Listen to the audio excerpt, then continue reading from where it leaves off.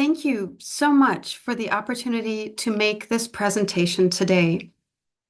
Our presentation is called A Price on Their Heads: Commercial Hunting, African Hornbills, and International Trade. This is a presentation by the International Bird Conservation Partnership in collaboration with Colin Jensen, Francis Goetze, Sean Su, Matthias Waltert, Lars Holbeck, Anya Dabite, Ala Sultan, with special thanks to Lucy Kemp, Aparajita Datta, and Ola Svensson.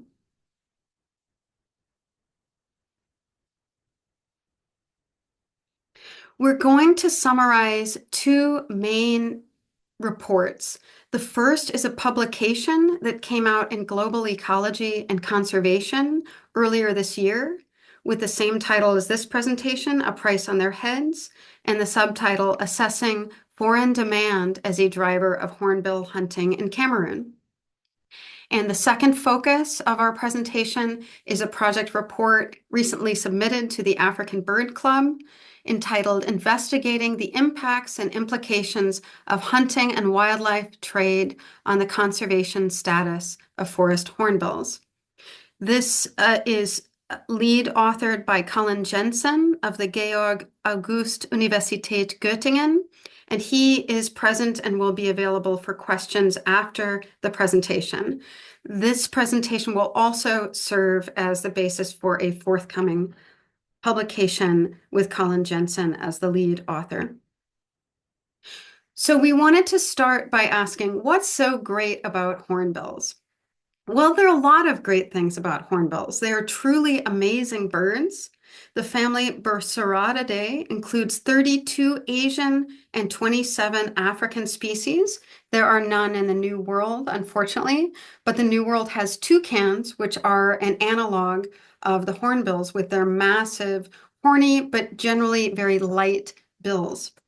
They're unique nesting habit birds. The females seal themselves into nest cavities for up to 137 days, around a third of a year, to incubate and brood chicks. During that time, they are totally reliant on the male, who brings them food and feeds them through a slit. They are among the most faithful and monogamous of birds. In some bird species, there's a lot of extra pair paternity, a lot of hanky-panky, it can be called, but very little in hornbills. They are very faithful to each other. In some cases, females break out with the chicks. In other cases, females leave earlier and the chicks seal themselves back into the nest cavity and continue to be fed by the parents until they're ready to fledge. So this is just one of the many amazing things about these incredible birds. But unfortunately, due to both overhunting and habitat destruction, nearly half of all hornbill species are now listed as threatened with global extinction by the IUCN. And probably the poster child for the threatened hornbill is the helmeted hornbill, which is shown here. It is critically endangered and intensely persecuted. Its casque is solid, that is unique among hornbills, and it makes it so that hornbill ivory, as it's called, is more expensive than elephant ivory on the black market. So the first part of our project here is investigating online trade with African hornbills. It tends to be much better studied, and it's been a known problem for a long time. With Asian hornbills, you can see examples here in the photo on the right. This is a Facebook post selling Asian hornbills that appeared in an article on this subject in Mongabay, the environmental news website. From the same article, there's a photo on the left that has hornbill bill tips for sale. And Sean Su, pictured on the upper right, conducted this part of the project investigating online trade in hornbills with a special attention to African hornbills because these have received less attention. You can see a white-thighed hornbill here, a black cast hornbill here and a yellow cast hornbill here. And she particularly focused on trade in hornbill skulls because this is the most commonly offered item for sale in online trade. So what are the findings? She found skulls and other products from 5 Asian species of hornbills, all listed on CITES, which is the Convention on International Trade in Endangered Species, which means that they're supposed to be regulated and not offered for sale in online sources. But the trade also included skulls from 20 African species, representing nearly 75% of all species on the African continent. 20 out of the 27 African species were represented in online trade. Nearly half of these were hornbills native to Cameroon, and that is going to be our focus going forward. 66% of hornbill products for sale online were comprised of 3 species. The yellow-cast hornbill here on the upper right, the black-cast hornbill here in the center, and the white-thighed hornbill here in the bottom right. Our next step was to analyze findings from hunter interviews, and these were conducted by Francis Guetze, who is shown here in this slide. And Francis Guetze was the impetus for doing this project because he reached out to us in 2022 to report alarming levels of hornbill hunting in the Mont Lonako area, pictured here on the map in southwest Cameroon. And this was a novel practice that hornbills were being targeted specifically for their heads. He had not seen this before and he wanted to investigate. And so we worked to help him do that. Just before we talk about his findings, I wanted to show you Mont Lonako on the map. You can look this up in BirdLife International's website. This is an important bird area. And there's another forest we'll be talking about going forward called Ibo Forest, and that is also in an important bird area called Yabasi. They're both in southwest Cameroon, and more information is available from BirdLife International. It's important to understand that neither of these areas that we're going to be discussing going forward have any kind of formal protection, unfortunately. There have been initiatives and plans to make both of them either a national park or some other kind of wildlife protected area, but these have not gone forward to date. And unfortunately, both areas have been open to logging and settlement and especially hunting, which we're going to be investigating here. So Francis's interviews with hunters found some alarming things. 73% of hunters he interviewed in the Mont Lonako area targeted hornbills specifically. 91% of these hunters reported being motivated to acquire hornbill heads for trade.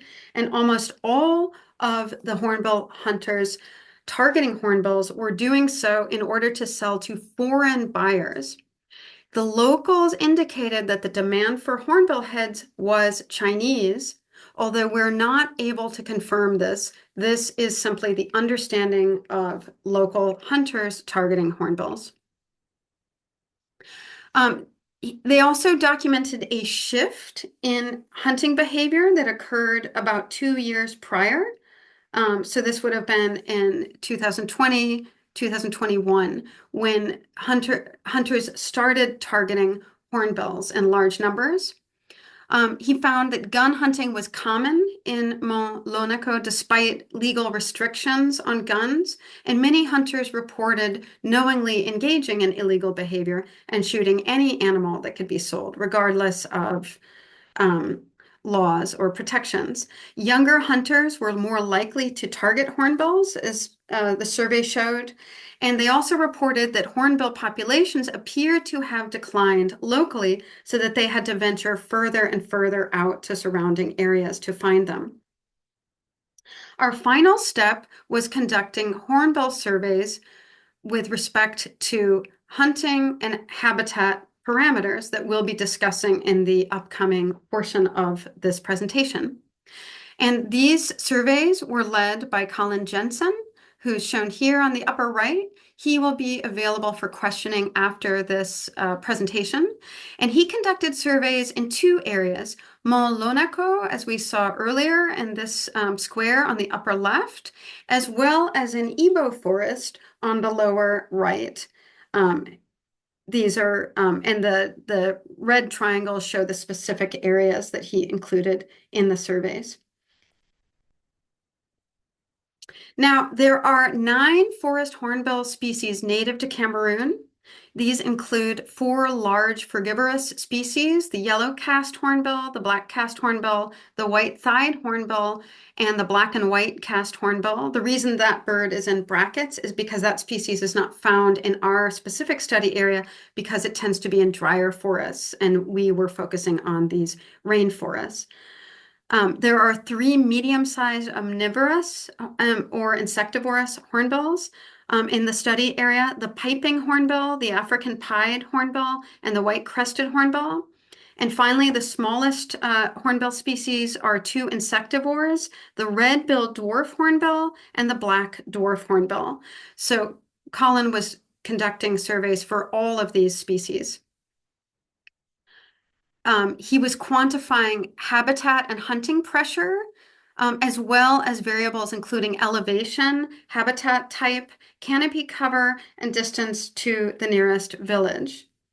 Hunting signs documented included bullet shells, hunting camps, kill sites, as you can see here where a hornbill was killed and its feathers were pulled out and left on the ground, and also snare traps, wire snares that wildlife can stumble into and then be trapped.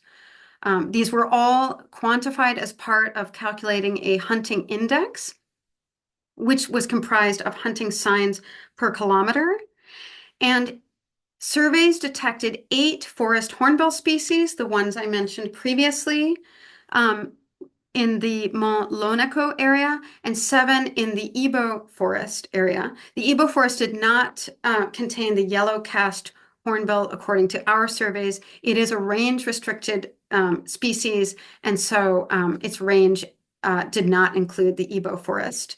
And I should mention the surveys were conducted both using passive point count as well as playback in order to examine whether this is an effective way to survey hornbills. And this is actually the subject of Colin's master's thesis, which he can tell you about in the Q&A if there's time. So I wanted to highlight a few findings here. This won't include everything, but it's some interesting highlights that came out of this research. One is that hornbill numbers significantly increased with elevation. So there was an average of 4 birds per count at around 100 meters above sea level, but this increased to 7 at 800 meters above sea level. We'll discuss this as it relates to hunting pressure in the coming slides, but it's an interesting finding showing you that showing you the relationship with elevation and abundance of hornbills. Another finding that we wanted to highlight, and one more pertinent to our inquiry, is that hornbill numbers declined in response to high hunting levels. You can see here the blue line on the map is areas with higher hunting levels, and that the number of hornbills goes down as this increases. And with the absence of high hunting pressure, we can see the red line going up with the finding mentioned earlier, that the natural response of hornbills to elevation appears to be to increase, but not where there's high hunting pressure when they decrease. Another interesting finding was that in the presence of high hunting levels, hornbill numbers increased with distance from village. So here, closer to villages, there are 4 or fewer hornbills per count. And then as you move away from villages in high hunting pressure areas, and you get to 10 kilometers from a village, the number of hornbills present per count goes up to almost 15. So that's a very, very strong response. On the other hand, when hunting levels were low, hornbill numbers remained stable. We don't have time to go into each of the 8 species that were included in these surveys, but we wanted to provide a couple of examples, including the black-cast and piping hornbills. So both the black-cast and hornbill and piping hornbill declined in response to the interaction between high hunting pressure and canopy cover. This is not what we expected. We would have expected that in areas with less canopy cover, hornbills had more places to hide and would be less vulnerable to hunting. So one hypothesis to explain this is that hornbills in closed forests until recently were not subjected to gun hunting. They have not evolved with gun hunting. And so they may be naive when it comes to gun hunting and more vulnerable to hunters moving into these areas. We also found that black-cast hornbill in particular declined with the interaction between high hunting levels and proximity to villages, suggesting that this is a particularly sensitive species to human expansion into its range, which is associated with increased hunting, logging, and agricultural encroachment. So just to summarize a few conclusions from this third portion of the presentation, we found in areas with relatively low hunting pressure, hornbill numbers increased from 4 to 5 per count at elevations of 350 meters above sea level to 10 per count at elevations of 800 meters above sea level. But then when there was higher hunting pressure, the numbers would drop to as low as 3 birds per count at the same elevations. And this means that our findings suggest that hunting has driven up to 70% declines in hornbill abundance where hunting pressure is high. Future directions include our recommendation for conservation action and ongoing research to ensure the long-term survival success of forest hornbills in Cameroon.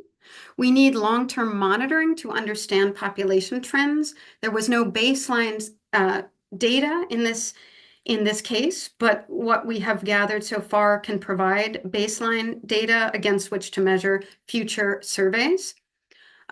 Obviously, there needs to be more research into the drivers of the international hornbill trade.